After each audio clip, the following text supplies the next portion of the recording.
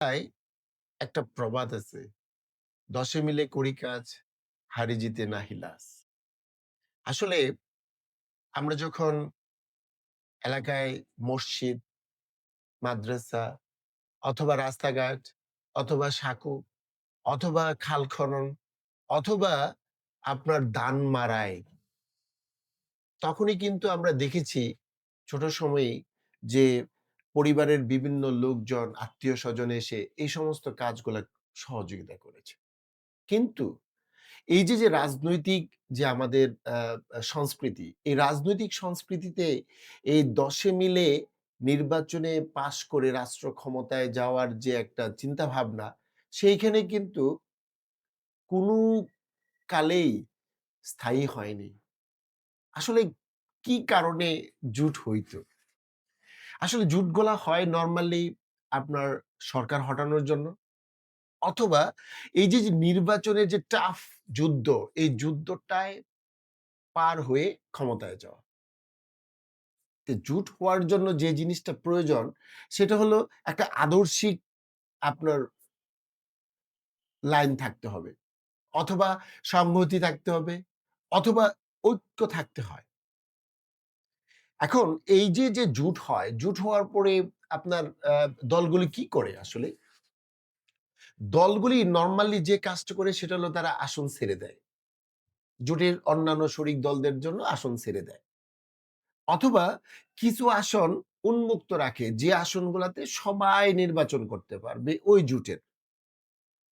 এখন আসুন আমাদের জোটের ইতিহাস নিয়ে একটু আলোচনা করি। আপনারা যদি চিন্তা করেন তাহলে দেখবেন যে পাকিস্তান আমলে ১৯৫৪ সালে যুক্ত ফ্রন্ট নামে একটা জোট হয়েছিল।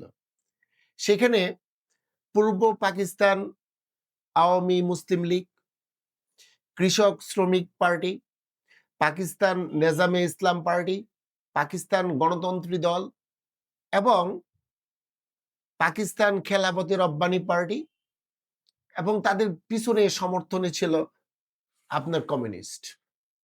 এই যে একটা বিশাল একটা জোট হয়েছিল এই পূর্ব বাংলায়।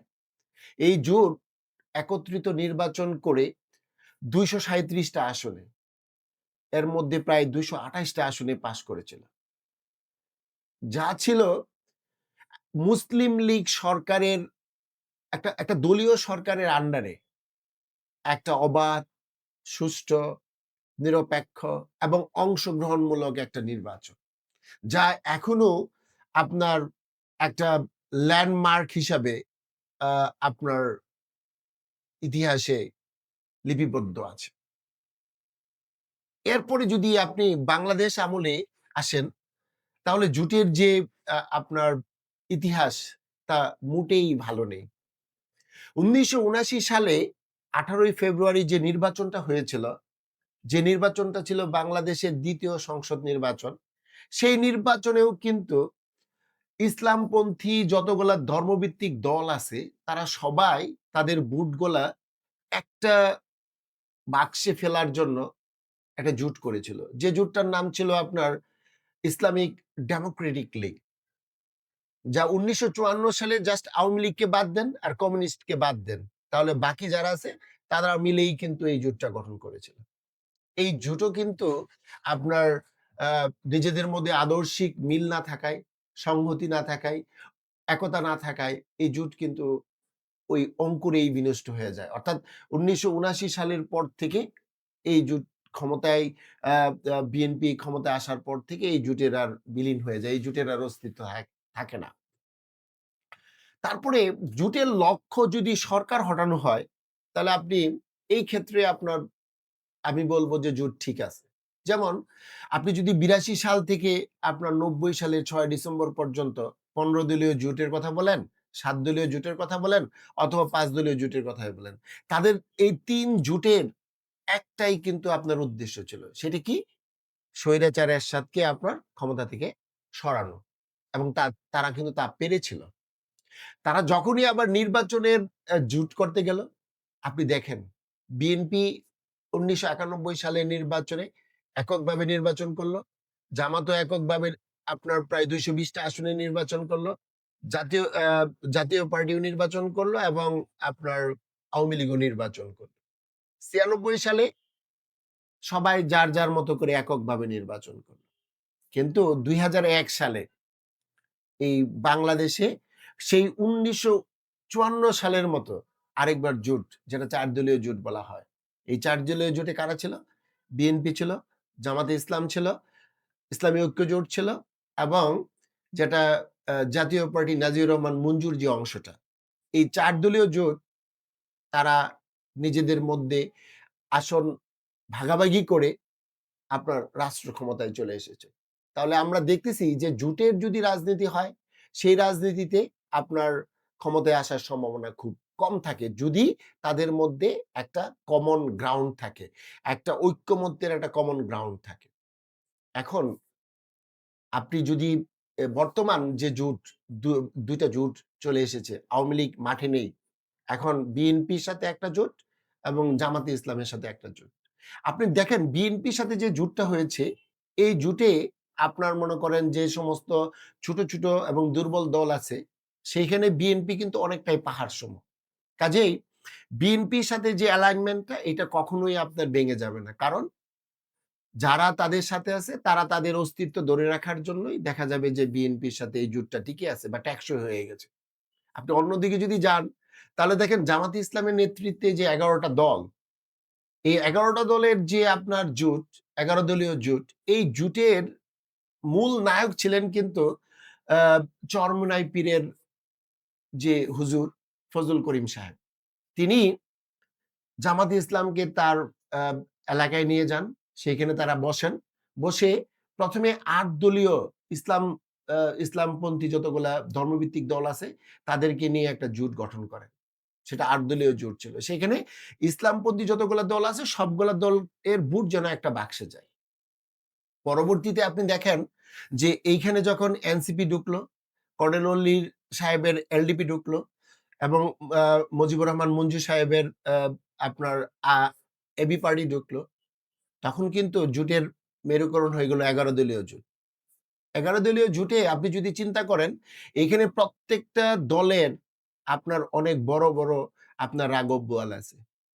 যদিও জামাতে ইসলাম এইখানে সবচেয়ে বড় আপনার আ আ বড় অংশীদার জোটে, তারপরেও অনেক অন্যান্য দলের যে সমস্ত নেতা আছে যেমন মঞ্জু সাহেব আছেন, অথবা কর্নেল ওলি সাহেব আছেন, অথবা নাহিদ ইসলাম, অথবা অন্যান্য যারা আছে তারা কিন্তু হেলাফেলার পাত্র নয়। তার মানে কি? আপনার উম জোট বড় হলেও তাদের মধ্যে নেতা অনেক বেশি। আর নেতা বেশি হওয়ার ফলে ঝামেলাও বেশি হবে। অর্থাৎ এই দল, এই জোট আপনার নির্বাচনের পরে টিকবে কিনা, কারণ যেহেতু এইখানে আদর্শগতভাবে আপনার অমিল। কারণ ১ম যখন জোটটা গঠন করা হয় তখন তাদের লক্ষ্য ছিল একটাই। সেটা হলো ইসলামিক সমস্ত ভোটগুলা আপনার আ আ এক বাক্সে নিয়ে আসা। এনসিপি, কর্নেল ওলি সাহেবের এলডিপি অথবা আ আ মুজিবুর রহমান মঞ্জু সাহেবের এবি পার্টি। এরা কিন্তু ইসলামিক দল নয়। তারা তাদের নিজস্ব একটা মোটো আছে। কাজেই এইখানে কতটুকু আপনার আ আ আ নির্বাচনে জয়লা আ নির্বাচনে রেজাল্ট নিয়ে আসতে পারবে, এইটা একটা দেখার বিষয়। তাহলে এখন আপনি যদি চিন্তা করেন যে বাংলাদেশের যে আ আ স্বাধীনতার পরে যে ৫৫ বছর যাচ্ছে, এই ৫৫ বছরে আমাদের আসলেই জোটের আ যে মেরুকরণ, সেই মেরুকরণে আমরা দেখেছি, বারবার দেখেছি বিএনপি এবং জামাত যদি একসাথে নির্বাচনে অংশগ্রহণ করে জোটবদ্ধ হয়ে, তাহলে তারা ক্ষমতায় আসতে পারে। আর যদি একজন আরেকজনের আপনার অন্যদিকে চলে যায়, জোট ছেড়ে অন্যদিকে চলে যায়, তাহলে তারা ক্ষমতায় আসতে পারে না। তখন ছিল একটা দ্বিদলীয় সরকার অর্থাৎ আওয়ামী লীগ এবং বিএনপি। আওয়ামী লীগ আ কখনোই আওয়ামী লীগ এবং বিএনপি তারা ২ জনেই চাইতো এককভাবে ক্ষমতায় যাওয়ার জন্য। যার দরুন তাদের সাথে যে ছোট এবং দুর্বল দল ছিল, তারা কিন্তু তাদের সাথে টাই হয়েই নির্বাচনে অংশগ্রহণ করত। যেমন দেখেন ২০০৮ সালের পরে বাংলাদেশে যে ১৪ দলীয় জোট ছিল, এই ১৪ দলীয় জোটের কি অস্তিত্ব আছে? নেই। কারণ একটাই, সেটা হলো আওয়ামী লীগ এর সাথে যারাই জোট করেছে তারা আওয়ামী লীগে বিলীন হয়ে গেছে। ঠিক তেমনি জামাতে ইসলামের সাথে আজকে যারা জোট করেছে তারাও একদিন জামাতে ইসলামের মধ্যে বিলীন হয়ে যাবে। এখন এটাই আমাদের দেখার বিষয়। এতক্ষণ আপনারা আমার আ কথাগুলা শোনার জন্য সবাইকে ধন্যবাদ। আপনারা সবাই ভালো থাকবেন।